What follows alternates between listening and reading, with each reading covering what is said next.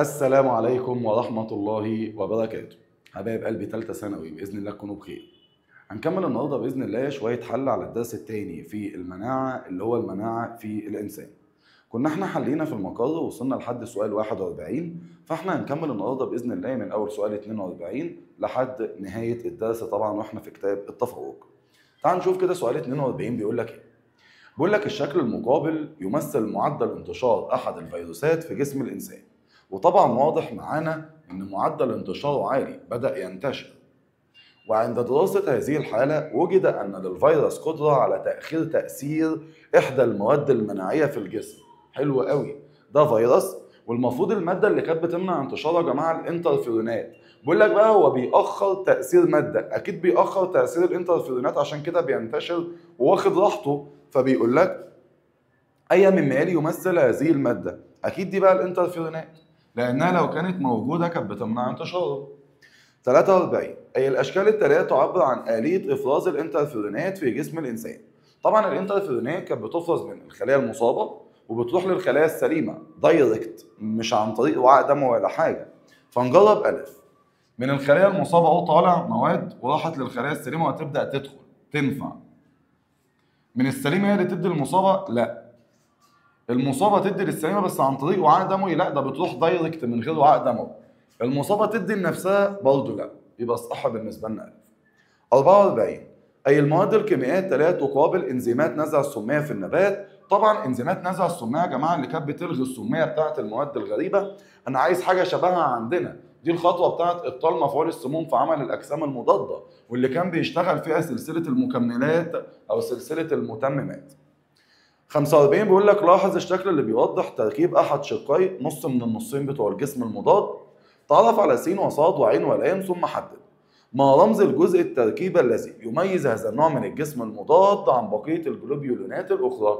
طبعا يا جماعه اللي كان بيميز لك الجسم المضاد عن الاخر كان موقع الارتباط بالانتيجين، لان ده اللي كان بيكون متغير. يبقى الاجابه الصح بالنسبه لنا مين؟ س. اما الباقي بقى المنطقه الايه؟ ثابته، منطقه ثابته، موقع الارتباط بالمتممات، يبقى الحاجه الوحيده اللي متغيره هي س. 46 اي مما يلي صحيح عن الجسم المضاد اللي بالشكل اللي قدامنا. نجرب الف. تزداد في عدد السلاسل الثقيله عن عدد السلاسل الخفيفه. التقيله اكتر من الخفيفه. نجرب، لو جربنا مثلا في ده ده واحد، اتنين تقال واتنين خفاف. لا يا عم، ده قد بعض ما بيزيدوش، مش هينفع الف. طب ب تزداد فيها عدد المناطق المتغيرة عن عدد المناطق الثابتة. عدد المناطق المتغيرة أزيد من المناطق الثابتة. تعال نجرب. عندنا كم منطقة متغيرة مثلا في ده؟ 1 2 3 4. طب كم منطقة بقى من المناطق اللي هي مناطق تعتبر منطقة ثابتة يعني؟ هذا منطقة مثلا وده منطقتين. يبقى أنت كده 4 منطقة متغيرة و2 منطقة ثابتة، والكلام ده هينطبق على كل الباقي. تنفع معانا ان بيزداد فيها المناطق المتغيرة عن المناطق الثابتة. طب بتحتوي على 20 موقع ارتباط بالانتيجين. نجرب مواقع بقى. موقع 2 3 4 5 6 7 8 9 10. لا، ده 10 بس مش 20، مش هينفع اجيب. نجرب د. افضل الاجسام المضادة في الترسيب. لا يا عم، ده افضل الاجسام المضادة في التلازم مش الترسيب، فمش هينفع د، يبقى الصح ب زي ما اخترنا. 47 بيقول لك ادرس الرسم ثم استنتج ما التركيب الذي لا يمثله الحرف ايه؟ لا يمثله. ده ايه؟ ده الانتيجين. يبقى ده موقع الارتباط بالانتيجين. لا، ده هو ده الانتيجين نفسه، يعني ده الانتيجين مش موقع الارتباط بالانتيجين. فده حاجه تعتبر غلط وسيبها على جنب عما نجرب الباقي. طب ده الانتيجين؟ اه ده الانتيجين، وده فعلا بروتين على سطح الكائن الممرض، وده فعلا موقع الارتباط مع الجسم المضاد. كل ده صح 100%. الوحيد اللي مش صح ده، لانه بيقول لك ده موقع الارتباط بالانتيجين. لا يا عم، ده الانتيجين نفسه مش الموقع مش الموقع اللي بيرتبط بالانتيجين. 48 بيقول لك اي من انواع الاجسام المضاده بالشكل المقابل يرتبط به اكبر عدد يعني من انواع الانتيجينات. انواع الانتيجينات ده مع ان المواقع اللي فيه كتير بس كلهم نفس النوع، نفس الشكل اللي هو عامل ايه؟ مثلثه صغيره كده، نوع واحد. طب هنا نوع واحد، كلهم زي بعض. طب هنا برضه نوع واحد. يبقى مين فيهم بيرتبط بيه اكبر عدد من الانواع؟ لا، كلهم متساويين، نوع نوع نوع. بيرتبط بيه يا جماعه اجسام غريبه كتير، يعني مثلا هنا بيرتبط بيه كام جسم غريب؟ 1 2 3 4 5 6 وهكذا 10، مفيش مشاكل. انما بقول لك الانواع مش عدد الاجسام الغريبه وسكت، كلهم نوع واحد فقط. يبقى الاجابه الصح بالنسبه لنا جميع الاجسام المضاده متساويه. في 49 بيقول لك لاحظ الصوره التي توضح مكونات الجسم المضاد في دم الانسان. ما نوع السلاسل التي يتكون منها الموقع س؟ هو مين الموقع س؟ ده موقع الارتباط بالانتيجين. ده عباره عن ايه؟ ده عباره عن المنطقه المتغيره سواء في السلسله الخفيفه او السلسله الثقيله. يبقى دي المنطقه المتغيره. يبقى الطويله الثابته ولا القصيره والطويله الثابته؟ ثابته يا عم، دي متغيره. القصيره والطويله المتغيره، القصيره المتغيره اهو، والطويله بس الحته المتغيره. يبقى الاختيار الصح بالنسبه لنا ج. سؤال 50 بيقول لك لاحظ الصورة التي توضح أحد مكونات دم الإنسان. طبعا ده جسم مضاد. تعرف على كل من س وصاد وعين ولام ثم استنتج. طبعا س ده المنطقة المتغيرة بتاعت موقع الارتباط يعني بالأنتيجين. وبالنسبة لصاد مشاور على الرابطة الكبريتيدية الثنائية. وعين ده موقع الارتباط بالمتممات. ولام دي المنطقة الثابتة للسلسلة الطويلة. ما التركيب الكيميائي للمادة التي يتكون منها عين؟ التركيب الكيميائي بتاع موقع الارتباط بالمتممات والمتممات نفسها كانت عبارة عن بروتينات بس. يبقى الإجابة ج. في 51 بيقول لك في الشكل المقابل إذا كان عدد الأحماض الأمينية المكونة للمنطقة الثابتة يمثل العمود س، فأي الأعمدة الموضحة يمثل عدد الأحماض الأمينية المكونة للمنطقة المتغيرة؟ طبعا يا جماعة زي ما احنا عارفين في التركيب ان احنا لو قارنا ما بين المنطقه المتغيره والمنطقه الثابته هتلاقي ان بص المنطقه الثابته اكتر من المتغيره. تمام؟ فهو عايز هنا بقى بيقول لك عدد الاحماض اللي بتكون المنطقه الثابته بس اهي. فالمنطقه المتغيره اللي هي المفروض اقل منها يبقى انا عايز اختار العمود الوحيد اللي هيكون اقل منها، يبقى 2 لانه اقل منها بمسافه. وده فعلا لانه هنا ما حددلكش يبقى انت هتجمع الاثنين. بص كده بنفسك، بص كده المنطقه الثابته قد ايه؟ ده زائد الحته دي. حلو. بص المنطقه المتغيره بقى الحتتين الصغيرين دول بس. فمين اللي يكسب؟ وبفرق كمان الحته بتاعه المنطقه الثابته. يبقى الاجابه الصح بالنسبه لنا 2. يبقى الاجابه ب. سؤال 52 بيقول لك في 52 امامك 4 اجسام مضاده مختلفه. اذا علمت ان الاجزاء المظلله باللون الاسود حدث بها تغير في تتابع السلسله، أي مما يلي يعبر عن الجسم المضاد الذي يؤدي عمله بكفاءة. ده بالمناسبة كان سؤال امتحان أهو، وكان يعتبر سؤال اشتغالة. هو بيشتغلك عشان تقعد تبص على الأجزاء اللي فيها مشكلة فتلاقيهم كلهم فيهم مشكلة، ودي مش فكرة السؤال أصلا. فكرة السؤال في الروابط الكبريتيدية الثنائية. هنا الروابط موجودة هنا بس مش موجودة هنا. هنا موجودة هنا بس مش موجودة هنا. هنا الروابط كاملة وتمام وزي الفل. هنا مش موجود هنا برضه. يبقى الصح بالنسبه لنا ج. والفكره في الروابط، لان لو بصيت على الاجزاء اللي بالاسود هتلاقي ان اختيارك الصح هنا د. علشان يا عم الحتت اللي هي متغيره ما فيهاش تغير يا مستر، يبقى انت كده تم اشتغالك بنجاح، لان ده تمام فعلا بس ما عندوش الجزئيه بتاعه الروابط اهي موجوده هنا. يعني الروابط دي مش موجوده، فده اللي خلى لك الاختيار د غلط. 53 بيقول لك اي مما يلي صحيح عن الجسم المضاد الموضح بالشكل المقابل، وجايب لك الاي جي اي شكل من اشكاله. عايز حاجه صح. عدد مواقع الارتباط بالانتيجين تساوي عدد السلاسل الخفيفه. عدد المواقع بتاعه الارتباط قد ايه يا عم؟ عدد مواقع الارتباط عندك يا جماعه كموقع بقى مش منطقه.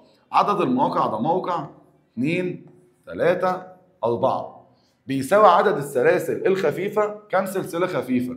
1 2 3 4. تصدق تنفع؟ يبقى فعلا متساويين. يبقى الإجابة الصح أ. طيب عدد السلاسل التقيلة بتساوي ضعف الخفيفة؟ لا، انت لو جيت تشوف التقيلة 1 2 3 4 قد الخفيفة مش ضعفها ولا حاجة. طب عدد مواقع الارتباط بالانتيجين تساوي نصف عدد السلاسل الثقيلة؟ لا، 4 و4 مش يبقوش نصف، متساويين.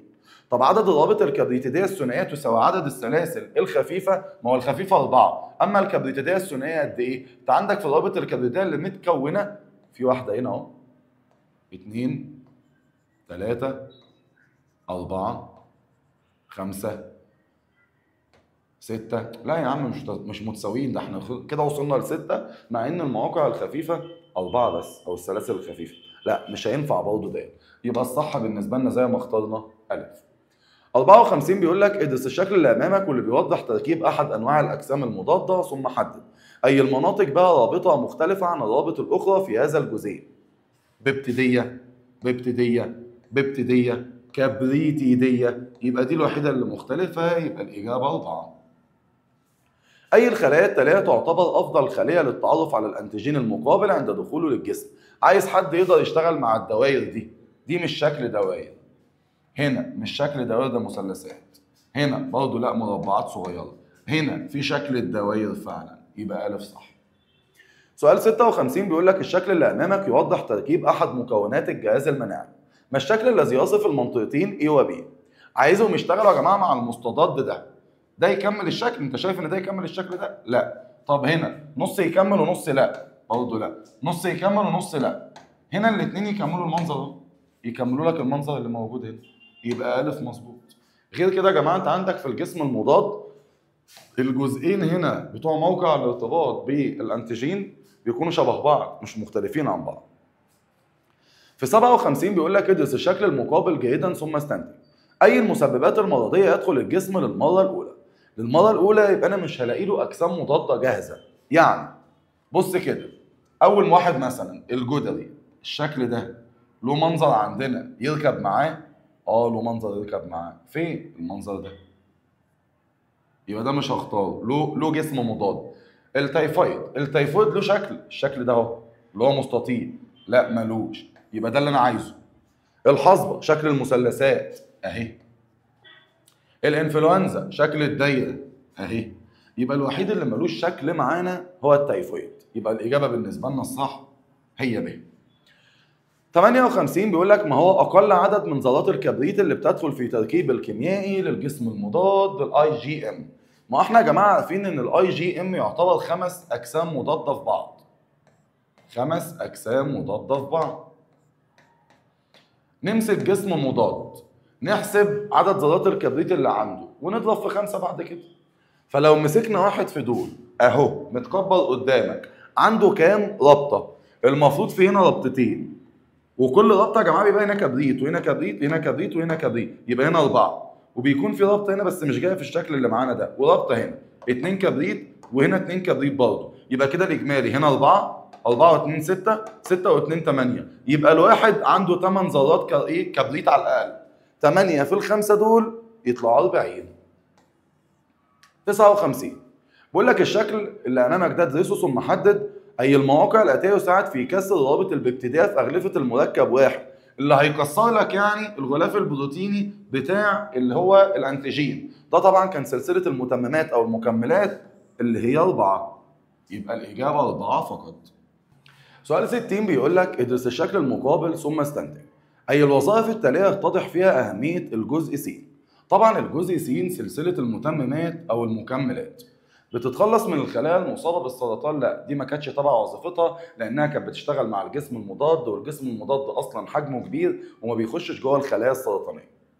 طب التخلص من السموم الليمفاويه؟ لا يا عم، ده السموم الليمفاويه دي اللي كانت بتفرز من التهيئه السامه وكانت بتخلي لك النواه تدمر نفسها. لا دي اصلا مش سموم بتضر جسمي، ده مفيده عشان مناعه يعني. تخلص من الانتيجينات الزائبه برضه لا. اما كانت بتتخلص من السموم في الحته بتاعت ابطال مفعول السموم. اي الاجسام المضاده التاليه الاكثر كفاءه عند استخدامها كمصل ضد لدغه ثعبان؟ سام يبقى انا مواد سامه، يبقى عايز حد فيهم يكون عنده المتممات، الوحيد اللي عنده المتممات اهو جيم، يبقى الاجابه جيم. ادرس الرسم اللي بيوضح تركيب احد الاجسام المضاده ثم استنتج ما الاليات التي لا يمكن لهذا الجسم المضاد القيام بها. لو سيادتك لاحظت هتلاقي ان هو ما عندوش سلسله المتممات او المكملات. طالما مش عنده يبقى ولا هيقدر يعمل تحلل ولا ابطال مفعول السموم، لان دول اللي كان بيشتغل فيهم سلسله المتممات او المكملات. فين بقى التحلل وابطال مفعول السموم؟ اهو. 63 من الشكل المقابل ما الآليات التي تناسب عمل كل من س وص على الترتيب؟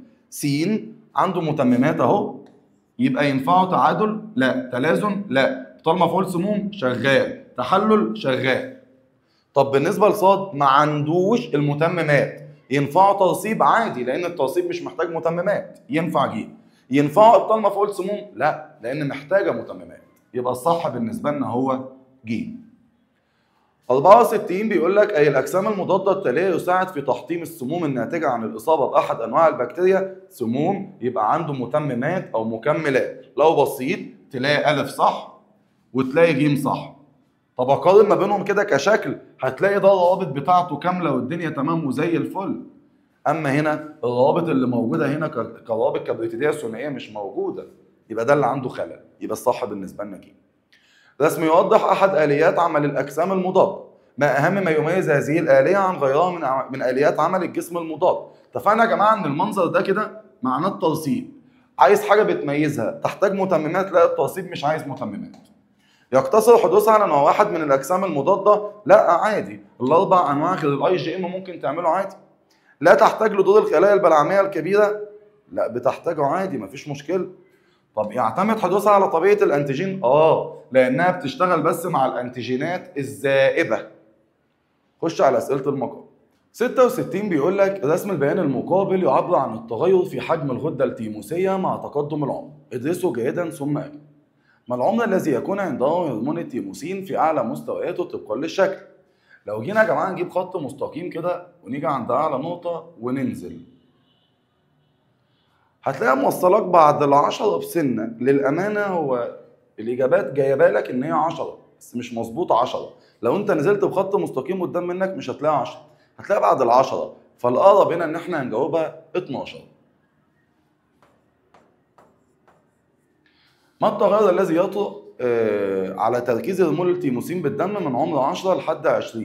من ال10 بقى هنا لحد ال20 أهو بدأ يقل، يبقى هقول له يقل. شكل المقابل يوضح إحدى الاستجابات المناعية الغير متخصصة. ادرسه جيدا ثم أجب. أي من المواد التالية على الشكل تعتبر غير بروتينية؟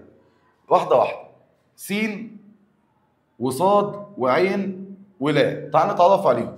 عين دي الانترفيرونات بروتين، صاد دي المستقبلات بروتين، س الانزيمات اللي تم انتاجها بروتين، لام لا ده الحمض النووي مش بروتين، يبقى تعتبر غير بروتينية لأن الحمض النووي للفيروس. أي المواد تمنع نسخ المادة لام داخل الخلايا السليمة؟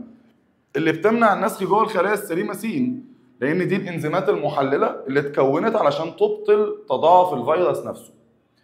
68 بيقول لك ادرس الشكل المقابل جيدا ثم أجب. ما نوع الخلية صاد؟ الخلية صاد راح لها هرمون س جاي من الغدة التيموسية، يعني رايح لها هرمون التيموسين. يبقى الخلية صاد هنا يا إما أقول له خلايا لمفاوية جذعية يا إما أقول له خلايا تائية غير ناضجة. طب ما تأثير غياب الهرمون س على الخلية صاد؟ لن تنضج وبالتالي تقل القدرة المناعية في الجسم. شكل المقابل يوضح تأثير إصابة شخص بجرح غائر على حجم العقد الليمفاوية بمرور الزمن. ادرسه جيدا ثم أجب. أي المنحنيات تكمل الرسم البياني بطريقة صحيحة مع التفسير؟ ما هو يا إخوانا لو أنت اتصبت العقد الليمفاوية بتقعد تنتج زيادة وتتضخم وتزيد كده علشان تقدر تحارب لك الميكروب أو الفيروس اللي جاي ده، فالمفروض حجمها يبدأ يزيد. فين الوحيد اللي زاد؟ أهو W. يبقى هقول له W بسبب زيادة حجم العقدة الليمفاوية لزيادة إنتاج خلايا دم بيضاء وخلايا ليمفاوية أخرى لمحاربة الميكروبات. 70. شكل المقابل يوضح نتيجة فحص عينة دم تحت المجهر. ادرسه ثم أجب. لو جينا درسناه س الليمفاوية، صاد اللي فيها شبالية فندي خلية دم إيه؟ بيضاء حامضية. عين اللي فيها كتير وعادية التفصص دي المتعادلة. طب اللام ديت اللي مش محببة وحيدة النواة. طيب مين؟ القاعدية. أي الخلايا تعتمد في عملها على وجود مستقبلات متخصصة؟ مستقبلات متخصصة يبقى الخلايا الليمفاوية س. طب أي الخلايا تتحول إلى شكل آخر بعد خروجها إلى الدم؟ الوحيدة اللي كانت بتتحول في كل دول يا جماعة كانت لام وحيدة النواة. عند الحاجة كانت بتتحول لخلايا بلعمية. 71. ادرس الرسم المقابل ثم استنتج. ما الروابط الكيميائية الموجودة في المنطقة VH؟ VH ده يا جماعة أحماض أمينية، يبقى رابط بيبتيدية. طب ما نوع وحدات البناء اللي بتشارك في تكوين الرابطة الكبريتيدية الثنائية بين السلسلتين التقال من الجزيء؟ يعني نوع الوحدة البنائية اللي هنا أحماض أمينية. 72. الشكل المقابل يوضح تأثير 3 مواد س ص ع على تركيب الجسم المضاد. ادرسه ثم أجب. لو جينا شفنا س يا جماعه هو مجرد بس فكك لك الحته دي، يعني كسر روابط ابتدائيه. طب ص عمل ايه؟ الحته دي كانت تحت اهي والاثنين دول كانوا فوق، يعني كسر بص الحته دي والحته دي، برضه كسر في روابط ابتدائيه. اما ده الوحيد اللي فصلهم خالص، يعني كسر دي ودي ودول، يعني ده الوحيد اللي كسر الروابط الكبريتيديه الثنائيه. ما نوع الروابط التي يؤثر عليها كل من س وص وع؟ يبقى س وص يؤثران على الروابط البيبتيديه بين الاحماض الامينيه. اما ع يؤثر على الروابط الكبريتيديه الثنائيه. السؤال الثاني، أي هذه المواد يؤدي إلى تلف منطقة الارتباط بالأنتيجين مع التفسير؟ مين في دول؟ طبعا هيبقى عين. اشمعنى عين؟ لأن ده اللي بيأثر على الروابط الكبريتيدية، فلو أثر على الروابط الكبريتيدية يا جماعة يغير الشكل الفراغي والمسافات اللي موجودة أصلا في الإيه؟ في الجسم المضاد، يبقى هقول له عين لأنه يؤثر على الروابط الكبريتيدية الثنائية مما يؤثر على الشكل الفراغي للجسم المضاد وبالتالي يؤثر على ارتباطه بالأنتيجين. 73 بيقول لك الشكل المقابل يوضح تركيب نوعين من الاجسام المضاده ا وب، ادرسوا جيدا ثم حدد ايهما يعمل بكفاءه لمحاربه عدوى بكتيريه باليه التلازن مع الترسيب. تلازن زي الاي جي ام اللي عنده مواقع كتير، يبقى ب لانها يحتوي على 4 مواقع للارتباط بينما ا يحتوي على موقعين فقط. 74 ما هي المواد الكيميائيه التي يزداد نشاطها في اخر مراحل الاليه الموضحه بالشكل التالي؟ ايه الاليه دي يا عم؟ ان في مواد سامه ممكن تدمر الخليه، فجه الجسم المضاد اشتغل على الماده السامه دي ومسكها، يبقى مين اللي هيشتغل دلوقتي بقى؟ سلسله المكملات او المتممات. 75 بيقول لك ادرس الشكل التالي اللي بيعبر عن محاربه او محاوله الفيروس الارتباط بمستقبلات الخليه الهدف لاصابتها ثم أجل. هنا ما لحقتش تروح اصلا للخليه الهدف، هنا راحت. ما طريقة عمل الأجسام المضادة الموضحة بالشكل؟ لو جينا شفنا يا جماعة الحالة س، هما الاتنين التعادل، تمام كده؟ هما الاتنين التعادل. طب ما دورهم بقى في س وص يعني؟ الدور في س اللي هو خلاص راح للخلية الهدف، يبقى الدور بتاع الجسم المضاد إن هو يقعد يلزق هنا كده